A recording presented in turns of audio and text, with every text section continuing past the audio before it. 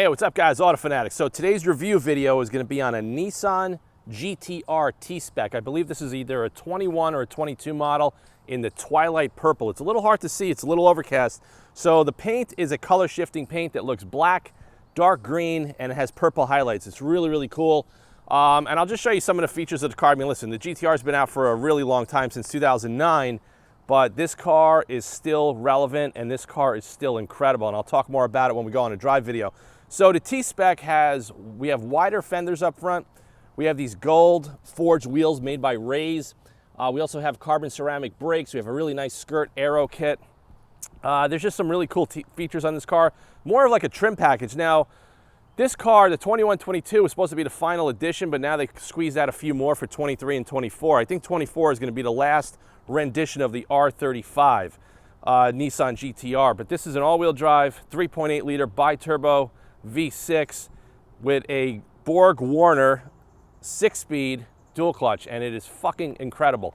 Let me just show you guys some of the features of the car. I mean, like I said, the styling, I think this car in this spec looks incredible.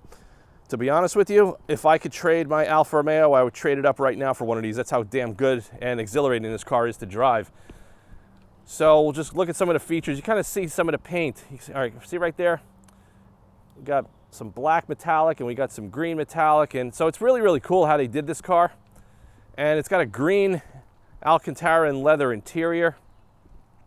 So for the T-spec, we also get titanium exhaust pipes. Now this car is modified. It has a tune and it has some catless downpipes. And you guys could hear it. It is one angry son of a bitch. But like I said, you know, the car's, I think it's aged pretty well, considering how many years it's been in production. And we'll see what happens with the future of this car if they come out with, you know, an R36, if it's going to be a hybrid. But this car is one of the most world-renowned cars in terms of tuning potential, racing potential, drag racing potential, autocross. It just has so much goddamn, you know, accolades and respect. And just driving this car around in New York, I cannot get over the amount of people that are taking pictures and coming over to look at it. And it's pretty under the radar with this color spec. I mean, you really have to know cars to know what this car is all about. If you guys watched that movie Gran Turismo, where that kid became a professional driver, you know, started out racing in the Nismo class with the GTR, this is the car right here that started it all. This thing is incredible, absolutely incredible. Let me show you guys the inside and we'll show you the engine, and we're gonna go for a little bit of a drive video. All right guys, I'll just highlight some of the T-spec features. You can see it's got really cool green leather that's got highlighted gold stitching. Kind of see that there? This design right here, this is very Ferrari Lamborghini-esque, the way this is designed. I actually love this pattern. You got stitching on the grab handle. There's no dry carving on the interior except on the center console. You have the same seats that have been out since original. You got a little bit of an adjustment wheel here. The carpets are pretty plush and nice. The one complaint I'll talk about when we drive the car is that I feel that there's just too much padding in the middle of the seat. And I think this should have been done in the same Alcantara as the top of the dash. You can see the charcoal. I just think it would look a hell of a lot better. Everything is the same. There's no high tech in this car, which is another reason why I like it. You got the dry carbon on the console. You can see here the console goes all the way to the rear, and you got two jump seats, and you got your Bose audio system. There's nothing crazy, but something cool here. The T-spec gives you this funky Alcantara headliner. I don't know what that design is called. If anybody knows, post in the comments below. But I think it's pretty cool. It's just another unique feature, and it makes the car feel a little bit more premium, because these cars were over $200,000, you know, when they were new, and they're very, very hard to get. So we'll pop the hood. We'll show you the engine, because they have a little bit of a different intake color on the T-spec. And we're going to go for a little bit of a drive, and I'll talk more about why I feel this car is still an incredible performance machine, even though it's been out for over 17 years. So let's pop the hood right now and take a peek. All right guys, got the hood popped. This is the business end of the vehicle. So the engine, if you look at the layout where the front axle is, it's kind of pushed back a little bit, kind of similar to my AMG GTR, but not as mid-engine front engine layout. So this is just a new little gold intake manifold. The earlier cars had red. A lot of guys do carbon fiber. You can see here, this engine is 100% hand built by that guy right there, and this car has the most insane tuning potential. I mean, these cars easily could put out 1,000, 2,000, 3,000 horsepower. These things are running low 7 seconds in the quarter mile. Pretty insane. Another thing too, a little disappointment. This just shows some of the age. You don't even get hydraulic struts on a car that's over 200 grand. You got a prop rod, and the hood is actually pretty heavy. You do get NACA ducts. You see them right here? That's the internal ductwork that's in the hood. And the same ductwork they've been using since 2009. You kind of see it there.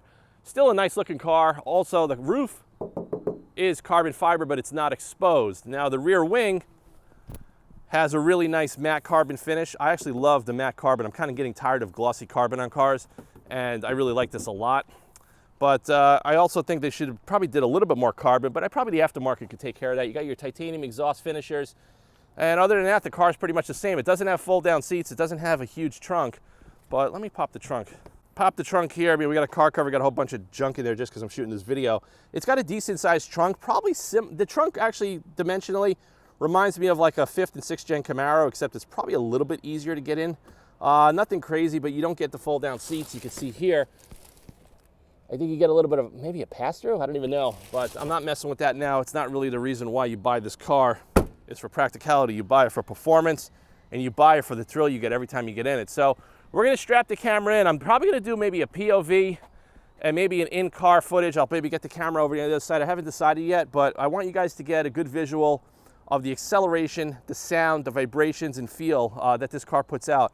I'm gonna tell you now, this car totally connects with someone like me that really loves a car that has personality. This car still checks off all the boxes. It's got the looks, it's got the all-wheel drive, it's got the grip, it's got an insane braking system, it's got an incredible dual clutch.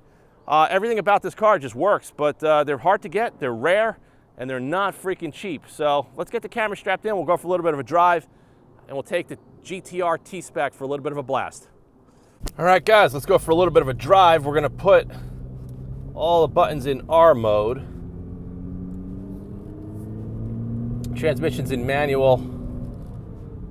And I just hope I don't get arrested doing this video today. I didn't even realize the car's got a tinted windshield and blacked out windows, which is illegal in New York. But this is not a New York car. So you don't get a lot of tech, okay? You have your displays. You could do all different displays here, which is pretty cool. Nothing really crazy, but I like that you have buttons. Everything is simple. It's analog in that regard. I love the Alcantara dash. I love the gold stitching with the green leather. I just think it looks really, really nice. I just think that like this piece and like this should just be the matte carbon. I just think it would just make this interior well worth, you know, the premium that these cars are going for. But as I'm idling, like I said, this car's not stock. So this car has catless downpipes and it has, I think, a level 2 tune, probably 800 plus at the rear, at the wheels or whatever, the way they rate it. So I feel a lot of vibration. I feel the clutch slipping. You know, there's just a lot going on mechanical. You get a lot of mechanical noise in this car, which I actually really like. I think that's the character. That's what this car is all about. It's bulletproof too. I mean, it's a Japanese car, so you're not going to blow this thing up. I think it's been proven already. The R35 came out in 2007, and then it became a 2009 model in the US. So they've been making these cars for a long time. A little heavy, you know, this clocks in at about 3880, which, believe it or not, is the same weight as the Camaro ZL11LE. So it's a big, heavy car, but you got so much power, it doesn't even matter because of the all-wheel drive system and everything else, the way this car is built. But I think if you took 500 pounds off this car, it would probably be easier to crash. Of course, there was a county cop standing right there looking at me. This car's pretty loud, so you're gonna probably get a glimpse in the audio. And we're in the stiffest suspension, and Bilstein makes these shocks, and Bilstein makes a very firm shock. You know, if anybody's played with Bilstein coilovers before. So this car, double wishbone front suspension, coilover suspension, multi-link in the rear, hydraulic power steering. You have giant track, these are Dunlop run flat track tires all the way around with the Rays 20-inch forged wheels. A little bit of pops and a downshift. But what makes this car crazy is it's not that it's fast, because, you know, I drive a lot of fast cars. It's the way it delivers that power. It's like, holy shit, when it kicks in. And it's loud, it's obnoxious, it's noisy, it's mechanical. And I enjoy this, to be honest with you, way more than a Porsche Turbo. Because the Turbo is quieter and it's much more refined, you know, with the PDK. This thing is just a brute. You can hear it. It's a freaking brute. Oh my God. The power that this thing puts down.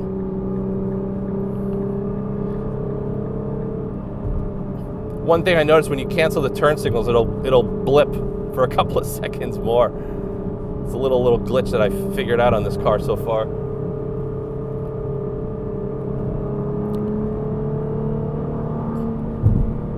Now with these Dunlop tires, probably not my favorite tire. This is actually the first time I've ever driven a car with these tires.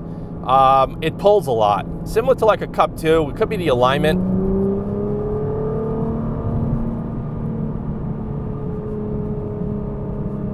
But my God, this car is glued to the road. Get this CRV away from me.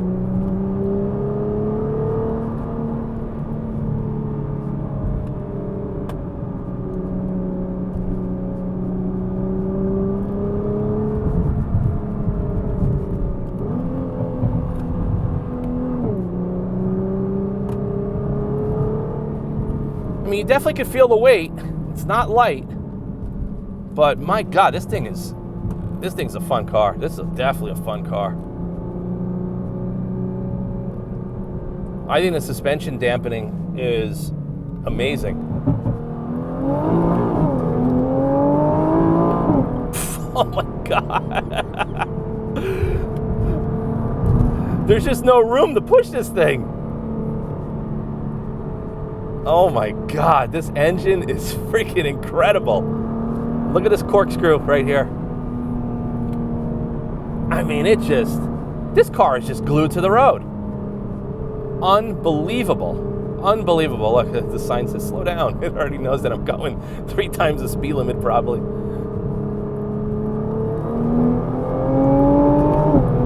Woo!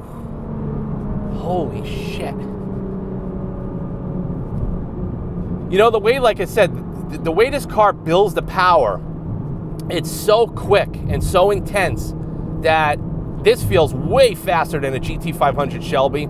This feels way faster than the Camaro ZL11LE. Yeah, like I said, granted, it is modified and tuned, but it's the way that power comes on and the all-wheel drive system that just puts it all down to the ground that it's just like a weird feeling. Oh my God. Like I feel it in my ribs and in my chest on how hard this thing is throwing me back into the seat. Oh my God. I want one of these cars, and I want one now. Oh my God. I've been looking, like if you guys follow my channel and what's going on, I've been looking at replacing the Alpha QV. I think I'm just bored with it. You know, I've been driving it for so long. Oh my God, then I got into this the last few days and I'm like, oh my God, I would trade the QV for one of these, no questions asked. That's how much this car connects with me. My heart is racing, my palms are sweating. It's the power, it's the sound, the vibration, the noise. To me, that's what I talk about ever since I started this channel with the GT350. That's what I try to talk about when I say a car is special. And it's got character and it's got emotion. And this car has a lot of personality. This car is angry. It's got refinement and bulletproof in the drivetrain and the way it's built. There's no squeaks, there's no rattles. And the tuning potential is just over the top insane. So I'm gonna pull over when the traffic eases up. We'll turn back on. We'll start shooting some more drive videos on this. I'm gonna get on a private road and I'm just gonna try to do launch control for you guys. But this thing is over the top incredible. So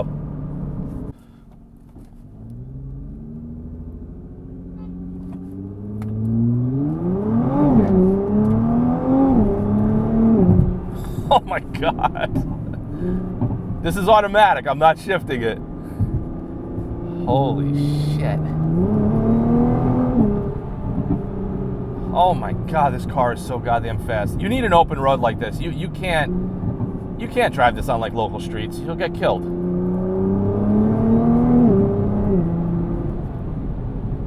Oh my God, it gets up to like 120 is like cruising at 60 in most cars.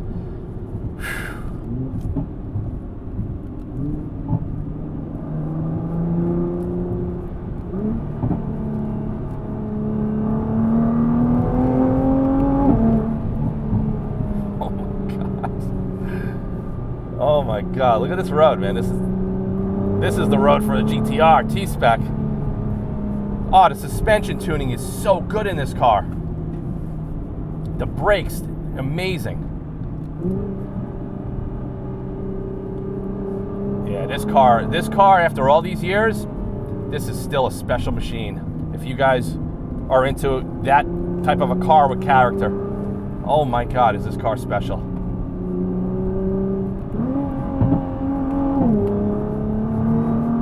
Wow. Dude, my anxiety level driving this car, it's like a 10 right now. It's unbelievable how good this car is.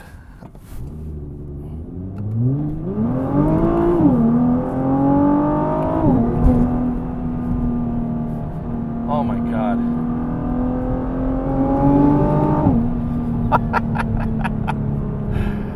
Oh my God, this car is freaking wild. Oh my God. Yeah, you can get your heart racing with a car with a dual clutch. There's no doubt about it. This car with a manual would not be ideal, I'll tell you that now. There's just no way anybody, any human, could shift this car with a manual. So guys, I'm gonna pull over, compile my final thoughts on the Nissan GTR T-spec. It's an oldie but goodie, but my God, this car is damn good. Stay tuned the rest of the video. All right, guys, just pulled over from my little bit of a drive. Hope you guys enjoyed this video on the oldie but goodie Nissan GTR. Listen, it doesn't have all the fancy tech. It's not state-of-the-art like all these new cars with the goofy screens. This car is such a proven platform. Came out in 2007, and now it's 2024. You could still get one, and it's still relevant. It's still rare. It's hand-built. It's bulletproof. Now, something I want to talk about. Let me just get out of the car really quick. Personally, I love this spec, the T-spec. I love the green. I love the twilight purple paint. They also come in like a green color, which I'm not usually a fan of. This one is the one that I would get. But, you know, like I said, another cool thing about this car, you know, people complain about it, even I've complained about it for years, is the price. You know, until you really experience this car and you understand there's no other car in this price that could kill supercars.